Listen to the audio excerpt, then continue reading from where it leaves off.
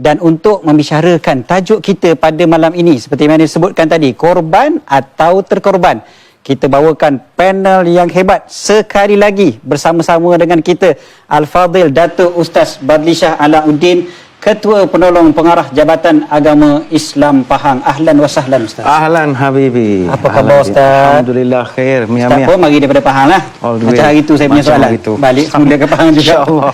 InsyaAllah. Okey Ustaz. Ya. InsyaAllah hari ini kita bincang tentang korban atau terkorban. Sempena dengan Hari Raya Korban pun orang panggil. Korban. Dan kita baca dalam Suratul Maidah ayat yang ke-27, Allah SWT menceritakan fatuqbila min ahadihima wa lam yutaqabbal minal akhar.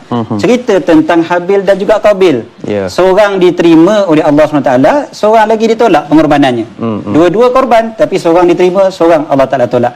Ustaz, apa kriteria ni sampai korban seorang ni Allah terima, korban seorang lagi Allah tolak? Silakan Ustaz. Baik, Assalamualaikum warahmatullahi wabarakatuh. Waalaikumsalam warahmatullahi wabarakatuh. Bismillahirrahmanirrahim. Alhamdulillah wa bihi nasta'in.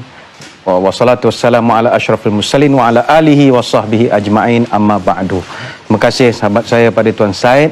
Seterusnya yang diraikan para tetamu kita dari Johor Bahru, mudah-mudahan sihat. Seterusnya seluruh para penonton kita sama ada di tanah air, di Singapura, di Brunei, di Sumatera maupun di selatan Thailand, mudah-mudahan berbahagia sekalian. Ayat Al-Maidah 27, cerita masyhur tentang dua orang anak Adam dan Hawa, namanya Habil dan Qabil.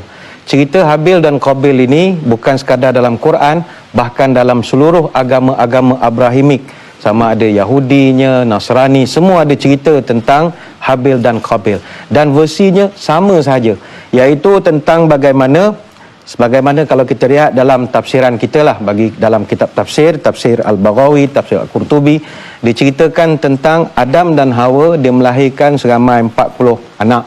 Maknanya dia mengandung 20 kali, 20 pasang lah anaknya itu. Ada yang kata 25 orang anak. Kemudian ada yang kata dia punya anak itu berurutan, lelaki, perempuan, lelaki. Kemudian lelaki, perempuan, lelaki. Begitulah susunannya. Ringkas cerita, anak-anak Nabi Adam ini ada yang popular dalam kitab-kitab, macam Qabil, Habil, Ses. Ini semua yang popular. Orang putih dia panggil Cain dan Abel. Mana benda tu wujud. Nabi Syith yang anak yang kelima lahir selepas daripada Habil itu dibunuh. Kemudian Qabil anak yang sulung, kemudian ada adik-beradik, kemudian ada Habil.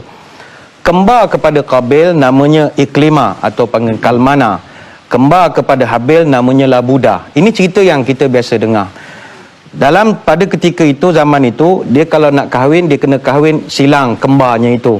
Jadi Habil dengan Iklima, Qabil dengan Labuda. Ringkas cerita, Qabil tak nak sebab kembar tak berapa cantik. Dia punya kembar yang silang tu tak cantik. Dia nak dengan kembar dia sendiri. Jadi bila dah berbuat begitu, Allah Ta'ala perintahkan melalui Nabi Adam untuk dibuatkan korban. Jadi dua-dua buat korban. Habil buat korban, Qabil buat korban. Bila dua-dua buat korban, Qabil ni dia petani. Jadi dia hanya beri seikat gandum saja. Dia ambil yang buruk saja. Adapun si Habil, dia ni shepherd, dia gembala kambing. Dia beri kambing yang gemuk-gemuk. Jadi bila korban itu diberikan, turun satu cahaya, ambil kambing. Sebab itu Al-Qurtubi meriwayatkan daripada Sa'id bin Jubair, kambing yang diambil itulah diangkat dan dia kekal hidup, diturunkan kembali untuk disembelih oleh Nabi Ibrahim AS. Ini satu riwayat.